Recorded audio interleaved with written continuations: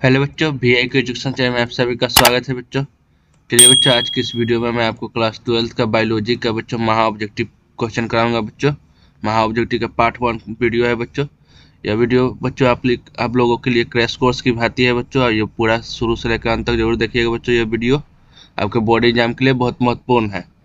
चलिए बच्चों, ज़्यादा देर न करते हुए वीडियो स्टार्ट करते हैं बच्चों। अगर आप इस चैनल पर नए होंगे तो इस चैनल को लाइक और सब्सक्राइब जरूर कर दीजिएगा, और बेल आइकन भी बजा दीजिएगा, ताकि हम जो भी वीडियो बनाएं वो आपको मोबाइल पर नोटिफिकेशन जरूर जाए।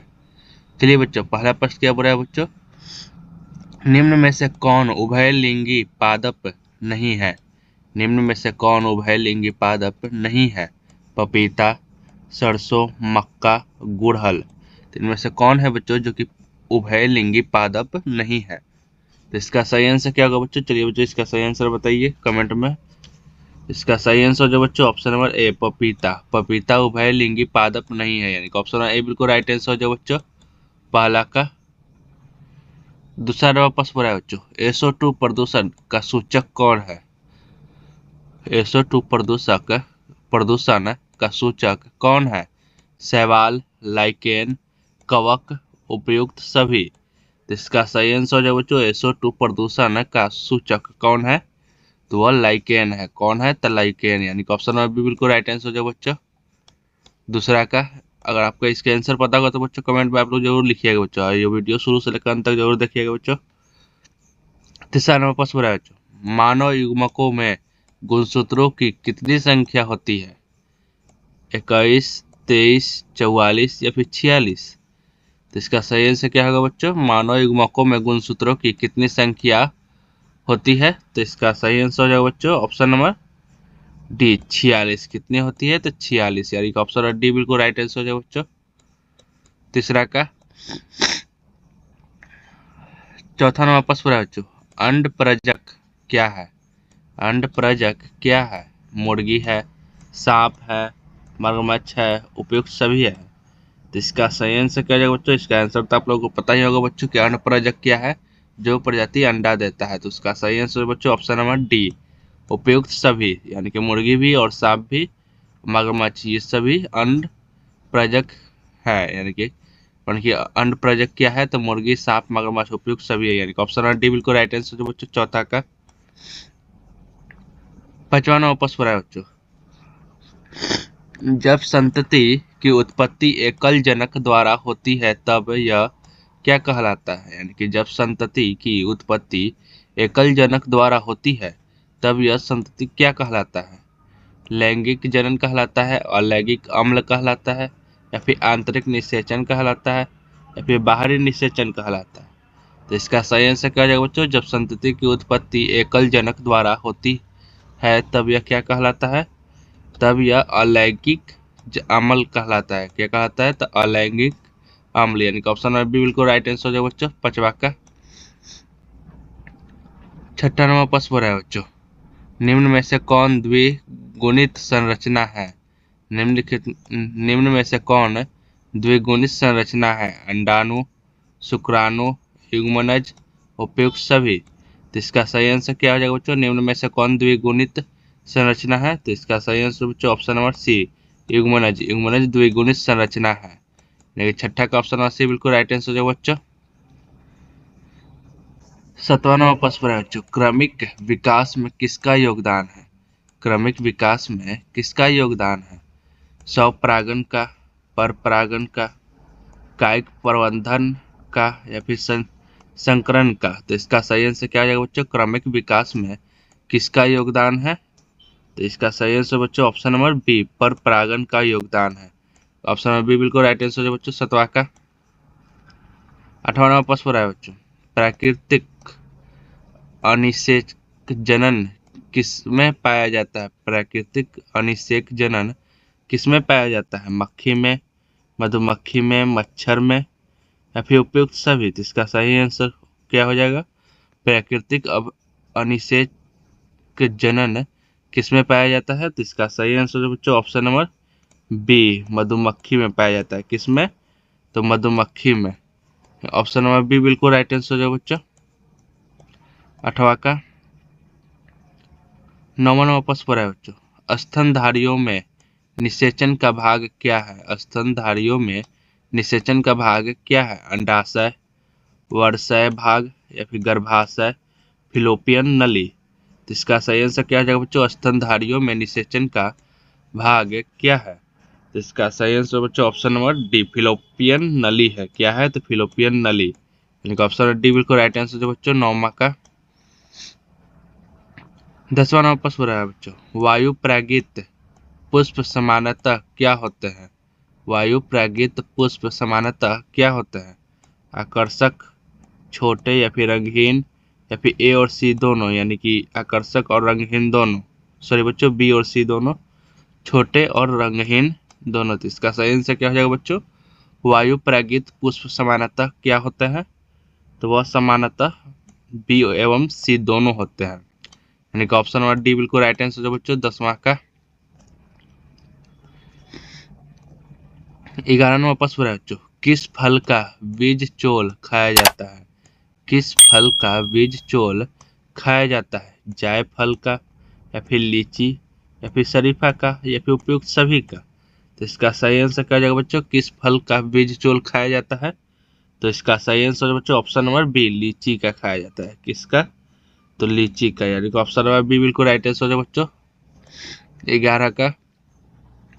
12 नंबर प्रश्न है बच्चों, बीजांड विकसित होकर क्या बनाता है? बीजांड विकसित होकर क्या बनाता है? फल, फूल, बीज, या फिर बीज पत्र? तो बीजांड विकसित होकर क्या बनाता है बच्चों? तो इसका सही आंसर हो जाएगा बच्चों ऑप्शन नंबर सी, बीज बनाता है। क्या बनाता है? तो बीजांड विकसित होकर बीज बनाता है, यानी कि ऑप्शन नंबर सी बिल्कुल राइट आंसर हो जाएगा बच्चों 12 का। 13 नंबर प्रश्न है बच्चों, भ्रूणपोष का क्या कार्य है? भ्रूणपोष का क्या कार्य है? भ्रूण बनाना, भ्रूण को पोषण देना, लिंग का निर्धारण करना, या फिर सभी? तो इसका सही आंसर हो जाएगा भ्रूणपोष का क्या कार्य है? तो भ्रूणपोष का भ्रूण को पोषण देना कार्य है। क्या कार्य है बच्चों? भ्रूणपोष का क्या कार्य है? तो भ्रूण को पोषण देना, यानी कि ऑप्शन नंबर बी बिल्कुल राइट आंसर हो जाएगा बच्चों 13 का। 14 नंबर प्रश्न है बच्चों, इनमें से किसका पुष्पासन खाया जाता है? इसमें से किसका पुष्पासन खाया जाता है? शरीफा का, सेव का, नारंगी का, या फिर लीची का? तो इसका सही आंसर क्या हो जाएगा बच्चों? इनमें से किसका पुष्पासन खाया जाता है? तो वह सेव का खाया जाता है। किसका? तो सेव का, यानी कि ऑप्शन नंबर बी बिल्कुल राइट आंसर है बच्चों 14 का। 15 नंबर प्रश्न है बच्चों, इनमें से कौन सा फल कुट फल है? यानी 15 नंबर प्रश्न है बच्चों कि इनमें से कौन सा फल कुट फल है? आम, नींबू, धान, या फिर सेव? तो कौन सा फल कुट फल है बच्चों? तो वह सेव फल कुट फल है। कौन सा फल? तो सेव, यानी कि ऑप्शन डी बिल्कुल राइट आंसर हो जाएगा बच्चों 15 का। 16 नंबर प्रश्न है बच्चों, स्तनधारियों के शुक्राणु के मध्य भाग में क्या पाया जाता है? स्तनधारियों के शुक्राणुओं के मध्य भाग में क्या पाया जाता है? केंद्रक, सेंट्रियोल, माइक्रोकॉन्ड्रिया, या फिर एक्सोनियम? इसका सही आंसर क्या हो जाएगा बच्चों? स्तनधारियों के शुक्राणु के मध्य भाग में क्या पाया जाता है? तो क्या पाया जाता है बच्चों? तो माइक्रोकॉन्ड्रिया पाया जाता है। क्या? तो माइक्रोकॉन्ड्रिया, यानी कि ऑप्शन सी बिल्कुल राइट आंसर हो जाएगा बच्चों 16 का। 17 नंबर प्रश्न है बच्चों, नर हार्मोन्स की उत्पत्ति कहाँ से होती है? नर हार्मोन्स की उत्पत्ति कहाँ से होती है? लीवर में? कहाँ से होती है? तो लीवर में से, या फिर अंडकोश में से, या फिर किडनी में से, या फिर फेफड़ा में से? तो इसका सही आंसर क्या हो जाएगा बच्चों? नर हार्मोन्स की उत्पत्ति कहाँ से होती है? तो इसका सही आंसर बच्चों ऑप्शन नंबर बी, अंडकोश में से होती है। ऑप्शन नंबर बी बिल्कुल राइट आंसर बच्चों 17 का। 18वां प्रश्न है बच्चों, सर्टोली कोशिकाएं कहाँ पाई जाती है? सर्टोली कोशिकाएं कहाँ पाई जाती है? वृषण में, गर्भाशय में, अंडाशय में, या कृत में? तो सर्टोली कोशिकाएं कहाँ पाई जाती है बच्चों? तो वह एक वृषण में पाई जाती है। कहाँ? तो वृषण में। ऑप्शन ए बिल्कुल राइट आंसर बच्चों 18 का। 19वां प्रश्न है बच्चों, मासिक चक्र किसमें पाया जाता है? मासिक चक्र किसमें पाया जाता है? मनुष्य की मादा में, स्तनपायी मादा में, प्रीमेट की मादा में, इनमें से कोई नहीं? तो मासिक चक्र किसमें पाया जाता है बच्चों? तो ये आप लोग याद रखिएगा बच्चों। मासिक चक्र प्रीमेट की मादा में पाया जाता है। किसमें पाया जाता है? प्रीमेट की मादा में। यानी ऑप्शन नंबर सी बिल्कुल राइट आंसर है बच्चों 19 का। 20 नंबर प्रश्न है बच्चों, युग्मकों में गुणसूत्रों की कितनी संख्या होती है? 21, 23, 44 या फिर 46?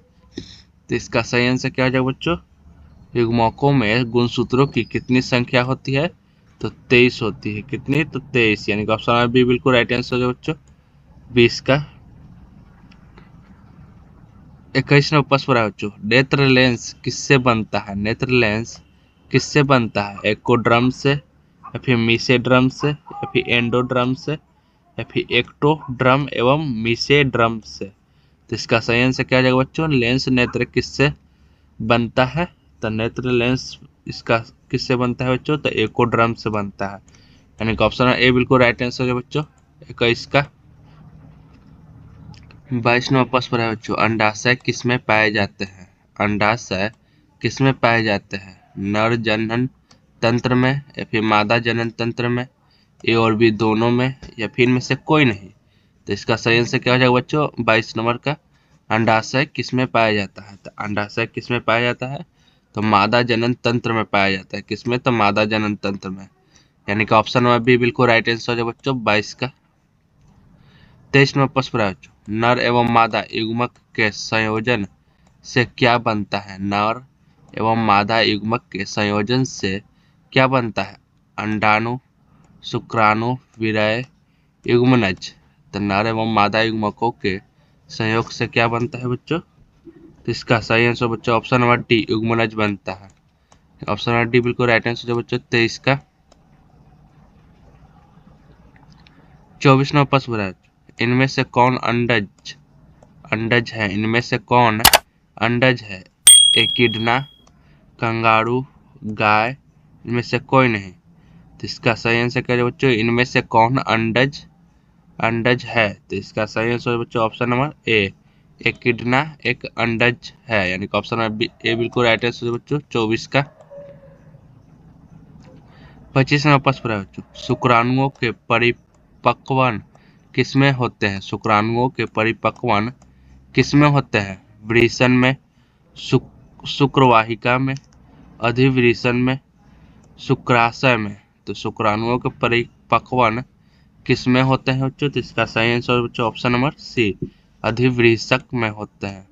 अधिवृषक में। यानी कि ऑप्शन नंबर सी बिल्कुल राइट आंसर है बच्चों 25 का। 26वां प्रश्न है बच्चों, मानव मादा में गर्भकाल कितने समय माह का होता है? मानव मादा में गर्भकाल कितने माह का होता है? 30 दिन, 90 दिन, 9 माह, 7 माह? तो ये तो आप लोग जानते ही होंगे बच्चों, मानव मादा में गर्भकाल कितने माह का होता है? तो इसका सही आंसर बच्चों ऑप्शन नंबर सी 9 माह का। कितने माह का? तो 9 माह का। यानी कि ऑप्शन सी बिल्कुल राइट आंसर बच्चों 26 का। 27वां प्रश्न बच्चों, अंडाशय से अंडाणुओं का निर्माण किसके द्वारा होता है? अंडाशय से अंडाणुओं का निर्माण किसके द्वारा होता है?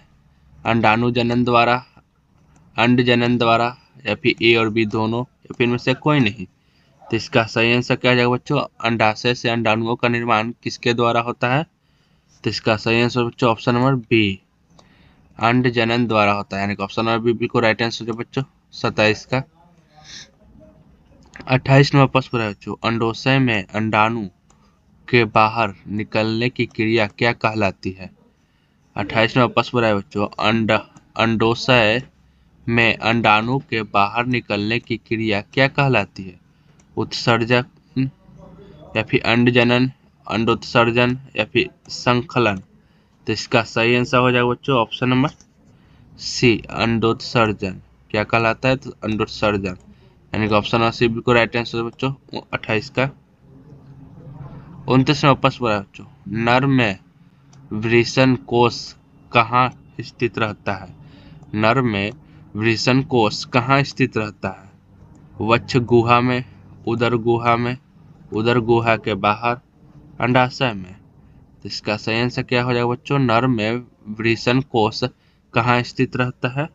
तो नर में वृषण कोष कोष बच्चों उदर गुहा के बाहर रहता है स्थित। यानी कि ऑप्शन नंबर सी बिल्कुल राइट आंसर है बच्चों 29 का। 30 नंबर प्रश्न है बच्चों, स्त्रियों में रजोनिवृत्ति की उम्र कितनी होती है? स्त्रियों में रजोनिवृत्ति की उम्र कितनी होती है? 25 वर्ष, 35 वर्ष, 50 वर्ष या फिर 70 वर्ष? तो इसका सही आंसर हो जाएगा बच्चों ऑप्शन नंबर सी, 50 वर्ष। कितने वर्ष? 50 वर्ष, यानी कि ऑप्शन नंबर सी बिल्कुल राइट आंसर है बच्चों 30 का। 31 नंबर प्रश्न है बच्चों, लैंडिंग कोशिकाएं किसमें पाई जाती है? लैंडिंग कोशिकाएं किसमें पाई जाती है? यकृत में, वृषण में, वृक्क में, आंत में? तो इसका सही आंसर क्या हो जाएगा बच्चों? लैंडिंग कोशिकाएं किसमें पाई जाती है? तो वो वृषण में पाई जाती है। किसमें? वृषण में, यानी कि ऑप्शन नंबर बी बिल्कुल राइट आंसर बच्चों 31 का। 32 नंबर प्रश्न है बच्चों, मानव में निषेचन किसमें होता है? मानव में निषेचन किसमें होता है? गर्भाशय में, योनि में, अंडाशय में, फिलोपियन नलिका में? तो इसका सही आंसर क्या है बच्चों? मानव में निषेचन किसमें होता है? तो इसका सही आंसर बच्चों ऑप्शन नंबर डी, फिलोपियन नलिका में होता है। किसमें? तो फिलोपियन नलिका में, यानी ऑप्शन नंबर डी बिल्कुल राइट आंसर हो जाएगा बच्चों 32 का। 33 में प्रश्न है बच्चों, इनमें कौन यौन संचारित रोग है? इनमें कौन यौन संचारित रोग है? खसरा, टीबी, गोनोरिया या फिर टाइफाइड? तो इसका सही आंसर क्या हो जाएगा बच्चों? इनमें कौन यौन संचारित रोग है? तो इसका सही आंसर हो जाएगा बच्चों option number C, gonorrhoea. Gonorrhoea यौन संचारित रोग है, इनका ऑप्शन नंबर सी बिल्कुल राइट आंसर है बच्चों 33 का। 34वां प्रश्न है बच्चों, जनसंख्या वृद्धि का दुष्परिणाम क्या होता है? जनसंख्या वृद्धि का दुष्परिणाम क्या होता है? आय की कमी, जमीन में कमी, खनिज पदार्थ में कमी या फिर उपयुक्त सभी?